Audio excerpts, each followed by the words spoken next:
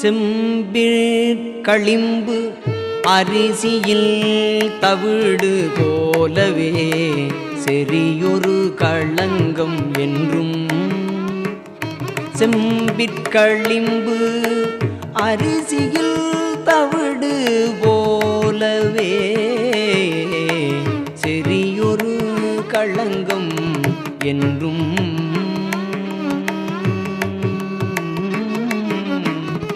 சிதைவில் மாயை நின்று சிட்டியில் புத்தியை சேர் பழம் கண்மம் என்றும்.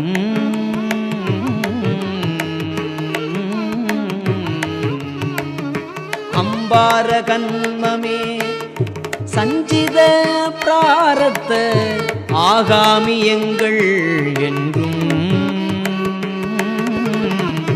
அதித்த இருமலம் அன்றி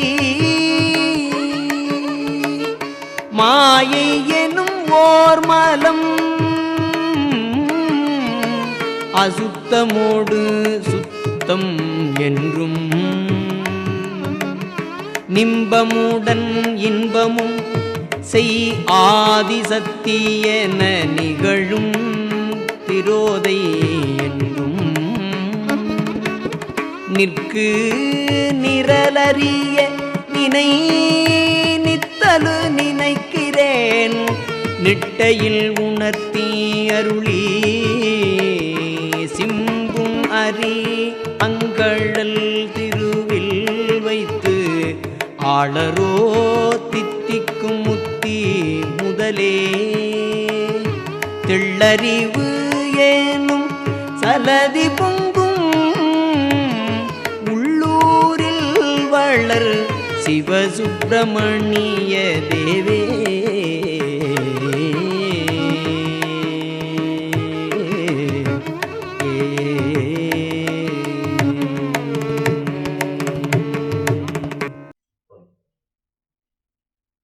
ஓம் குமரகுருதாச குருப்பியோ நமக. பாம்பன் சுவாமிகளின் கருணையினாலே ஆன்மாவின் யாத்திரை 28 தத்துவமசி பயிற்சி பாதை 28 உள்ளூர் சிவசுப்பிரமணிய சதகம் 28. இதில் என்ன சாமி சொல்கிறாங்க, இதில் ஓதுவார் சுவாமிகள் என்ன பாடியிருக்காங்க அப்படிங்கிறத நம்ம பார்க்க போகிறோம். இனிக்கும் முத்தைக்கு தலைவனை தெளிந்த அறிவு கடல் பொங்கும் இதயம் என்னும் அறிவு இருக்கும் தளத்தில் எழுந்து அருளி உள்ள சிவசுப்பிரமணிய கடவுளே. இப்போ இதில் என்ன ஆணவம்னா என்னது முதல்ல தெரிஞ்சுக்க போகிறோம். ஆணவம் கண்மம் மாயை இல்லைங்களா? ஆணவத்தை தெரிஞ்சுக்க போகிறோம். செம்பில் களிம்பு இருக்குதுன்னு வச்சுங்களேன், அது அரிசியில் தவிடு இருக்குது. இந்த சைவ சித்தாந்தம் ஃபுல்லாக இதான் சொல்லியிருப்பாங்க. எது யார் சைவ சித்தாந்தம் சொன்னாலும் இந்த உதாரணத்தை சொல்லாமல் வரமாட்டாங்க. அந்த களிம்பு எப்படி வருது செம்பில்? அப்புறம் எப்படி போகுது? புளி போட்டு தேய்ச்சா போகுது. அரிசியில் தவிடு இருக்குது, அது தண்ணியில் போட்டு கழுவுனா போகுது. இதே போல தான் செம்பில் களிம்பு போல அரிசியில் தவிடு போல எப்போதும் உயிர்களிடத்தில் மூடியுள்ள அழுக்கு போல ஆணவம் இருக்கும். முதல்ல அது அழுக்காக தான் இருக்கும், அதுக்கு பேர் ஆணவன் பேர். உயிர்கள் அதுக்கு உள்ளே பளிச்சுன்னு இருக்குது. அந்த அழுக்க போயிட்டோம்னா அந்த உயிர் இறைவன் உயிர் மாதிரி பளிச்சுன்னு வந்துடுது. இதுதான் சரி. இதுக்கு என்ன பண்ணணும்? மாயைன்னு ஒரு சோப்பு வேணும். அதுக்கு தான் இந்த உடம்பு கொடுத்துருக்காங்க. அந்த உயிர்களிடத்தில் இருக்க அந்த அழுக்க போக்கிறதுக்காக தான் நமக்கு உடலே, இந்த அப்பா இந்த அம்மா இந்த மாதிரி உடல், இந்த ஊர், இந்த நாடு எல்லாம் கொடுத்தது. அந்த மாதிரி இடத்துல நம்ம பிறந்திருக்கிறது இந்த உயிருக்கு.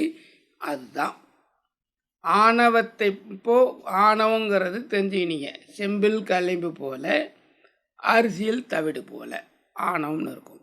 இப்போ மாயை என்பது சோப்பு போல, அது இந்த ஆணவத்தை போக்குவதற்கு மாயைனும் உடல் கொடுத்துருக்குறாங்க.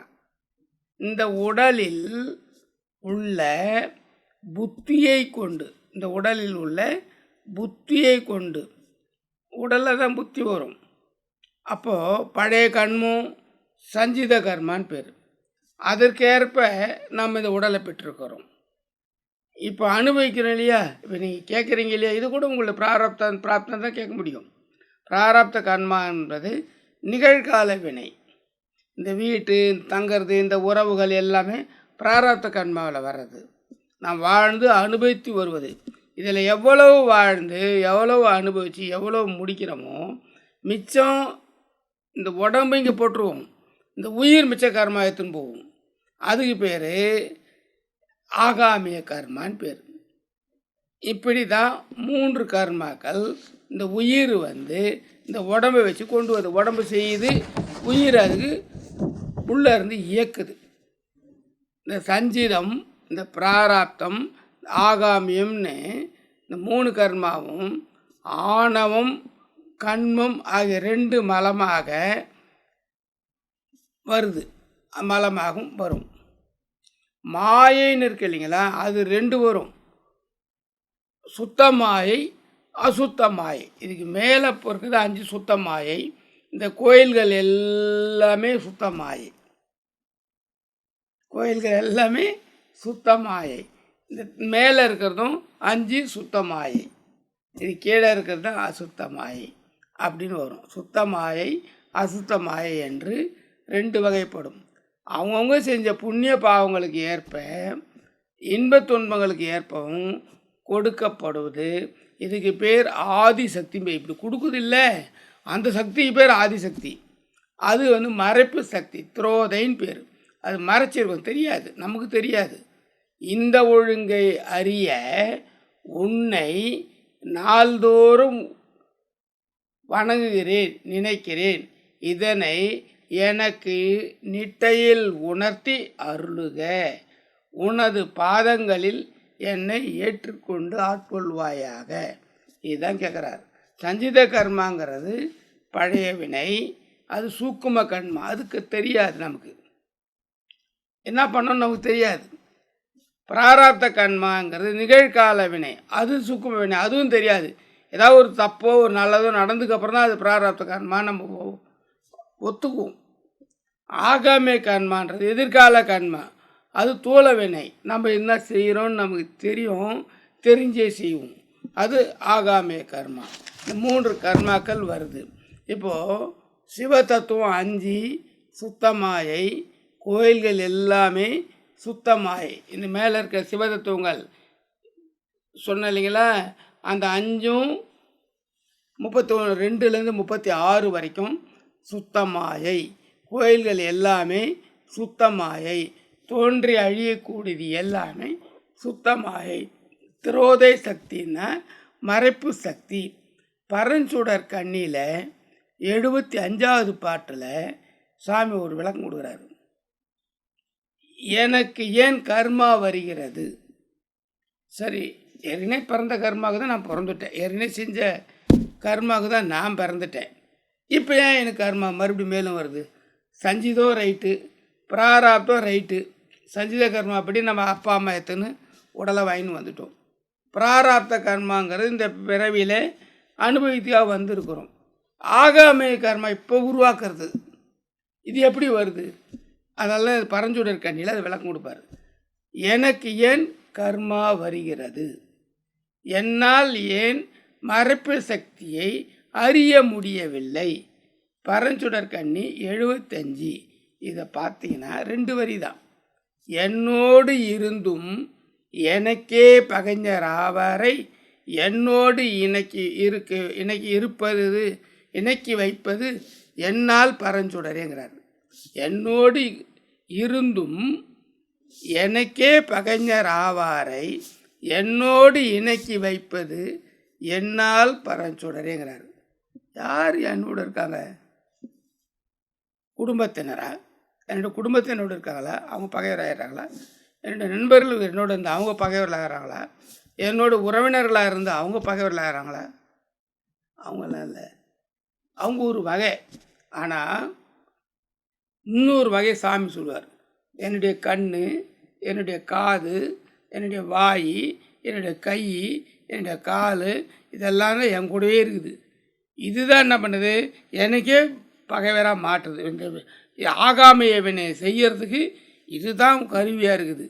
அதனால் இதனால்தான் நமக்கு கர்மாக்கள் வருகின்றன. அதனால் இதை நாம் உணரும் பொருட்டு நாம் நம்ம வாழ்க்கையில் நல்ல மாதிரியாக மாற்றிக்கொள்ள முடியும். இது சொல்லும் பொழுது எல்லாமே சுலபமாக இருக்கும். அவங்க கொஞ்சமாக நினச்சி ப்ராக்டிக்கல் பண்ணிட்டாங்கன்னா அவங்க வெற்றி பெற முடியும். இது எல்லாரும் பயிற்சி எடுக்கணும்.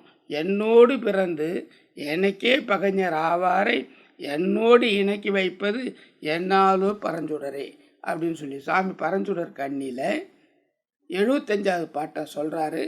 இன்றைக்கு இந்த 28வது உள்ளூர் சிவசுப்ரமணிய சதகத்தில் இந்த ஆன்மாவின் யாத்திரையில் இதை நம்ம மனதில் பதிய வைத்து இனிமேல் கொஞ்சம் அசை போட்டுன்னே இருந்தோம்னா திருப்பி கொஞ்சம் கொஞ்சமாக நம்ம மாறுறதுக்கு கொஞ்சம் நல்ல வினை செஞ்சு தப்பிக்கிறதுக்கு வழி கிடைக்கும். எல்லோரும் இதை செஞ்சு வெற்றி பெறுங்கள். வணக்கம்.